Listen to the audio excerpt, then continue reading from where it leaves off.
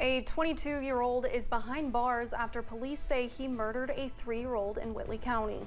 And they traveled nearly 900 miles to help in eastern Kentucky, but you probably won't see them building any homes.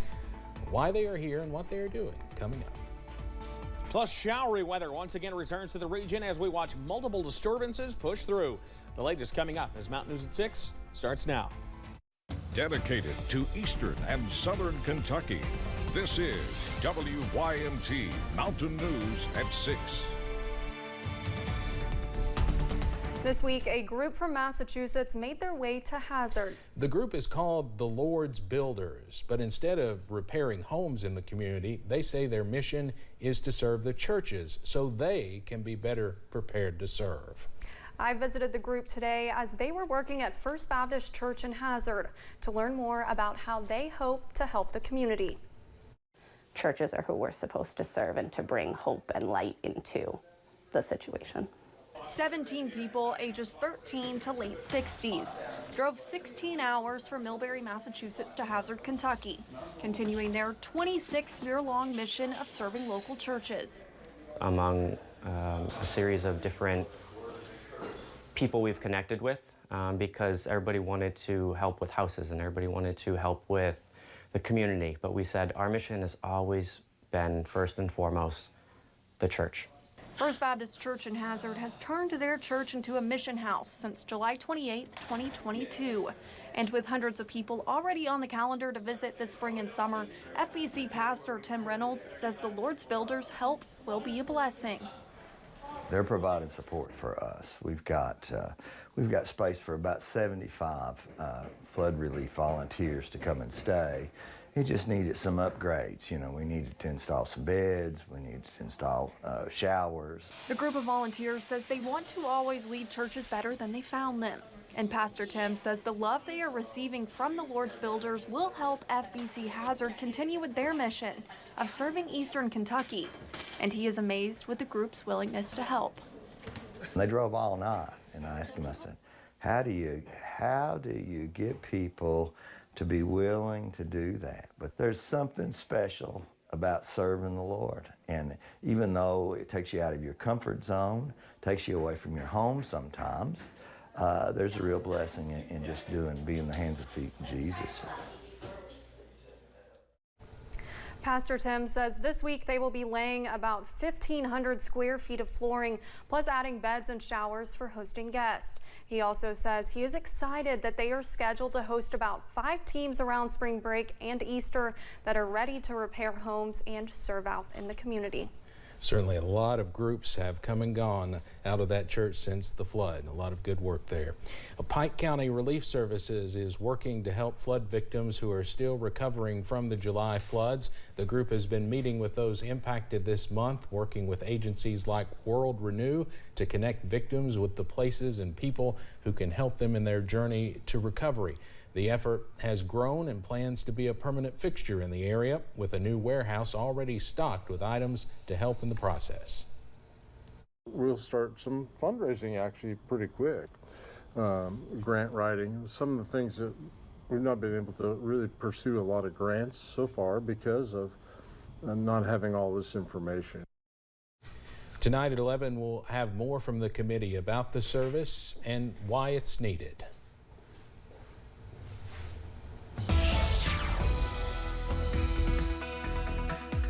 Well, the overcast has been rather thick as we've gone through the day, but I want to point you to one little nugget. Perhaps a little bit of sunshine out there this afternoon as we head into this evening. Otherwise, it remains overcast and I say cool, but yeah, cool in general, but this is actually a few degrees above where we should be, 53 degrees for this time of year. Here's the view from the WYMT studios here in Hazard. Some of that low mist and fog in place as temperatures sit right where we should be this time of year at 50 with the overcast in place. Temperatures most of the region remain in the low to even middle and upper 50s as you head down to the Cumberland Valley. How about near 60 in Jacksboro? Otherwise, we're in the 40s as we head into parts of the Big Sandy. Prestonsburg, the exception, sitting at 52. Mostly a clean sweep on Pinpoint Doppler. However, a few showers north of the Mountain Parkway corridor that are being picked up. Plus, some of that is actually flying literally under the radar out there so far. And we'll continue to see some showers try to redevelop this evening. Now, I'll have the latest on when things warm up in just a few minutes, guys. Thank you, Evan. Kentucky State Police say a Whitley County man has been charged with the murder of a 3-year-old child. Very tough story today. Court documents show that the young girl had injuries from her head to her feet. Jeremy Toms spoke with the county's sheriff today. He brings us the details. Kentucky State Police say 22-year-old Jordan Blake Taylor was arrested and charged with murder following the death of a 3-year-old girl in Whitley County.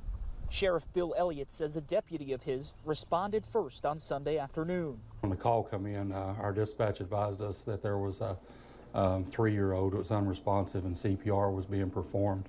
EMS rushed the 3-year-old girl from her home in Woodbine to Baptist Health Corbin, but she was ultimately pronounced dead. And it was here at the hospital that Sheriff Elliott came to realize the horrific nature of this situation. There was bruising on all areas of the body, not just one area. They were in different stages of healing. Court documents show Taylor was the boyfriend of this child's mother, and that he said he was the only one watching the child from 8:30 Sunday morning up until EMS arrived. Taylor claimed the injuries were accidental, but Elliott says that's not consistent with what they saw. Bruises ranged from her head to her feet.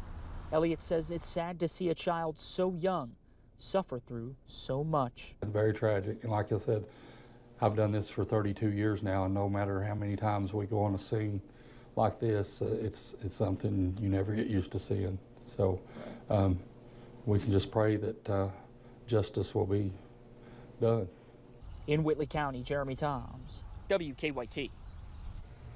Taylor was arraigned this morning and is being held on a $250,000 bond.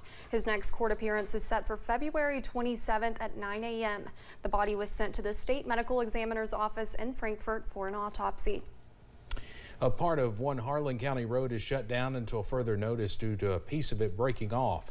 Kentucky 2009 at mile point 0.86 in the Bledsoe community started to break off during last week's heavy rain. Kentucky transportation officials say work will start to repair the road this week, but drivers are advised to find an alternate route. There's no word on how long the repairs will take.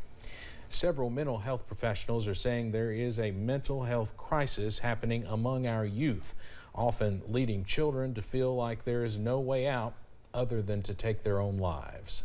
WYMT's Alyssa Williams spoke with several mental health officials to learn more about what caregivers and teachers can do to bring awareness to this issue. It's an issue that mental health professionals say is growing more prevalent. I think it was a 2019 report I was looking at earlier, and it said 1 in 5 middle school and 1 in 7 high school students have reported seriously considering suicide in the past 12 months. Children and young adults can display signs of declining mental health in various ways, including changes in behavior or loss of interest in things they previously enjoyed. You may see a decline in hygiene or taking care of themselves or how they dress or how they look. If there's a drastic change in that, that could be an indicator that we're not doing well mental health-wise. But mental health professionals say it is important for caregivers and teachers to be proactive when it comes to their kids' mental health, making it a point to check in even before those signs are there. At no time can we take for granted that people will reach out and get the help. So we have to ask. If we see any signs at all, we have to ask, how you doing? You okay? You know, something's up, something seems different. Can we talk about it and normalize those conversations? Breaking the stigma surrounding mental health is vital in inspiring our youth to reach out for help, and this movement starts with us. Times change, and so we have to be willing to change with it. And you have to be proactive, and you have to go find those things. And then you got to be willing to do those things once you make that plan. You know, we say it to the kids, but we got to do it for ourselves too. Shifting focus on the mental health of our youth before it's too late. In Hazard, Alyssa Williams, WYMT Mountain News. Behavioral health specialist Dr. Jonathan Martin says the earlier students can become aware of the mental health resources out there and are comfortable seeking help, the more prepared they are to face mental health issues in adulthood. We'll be right back after this break.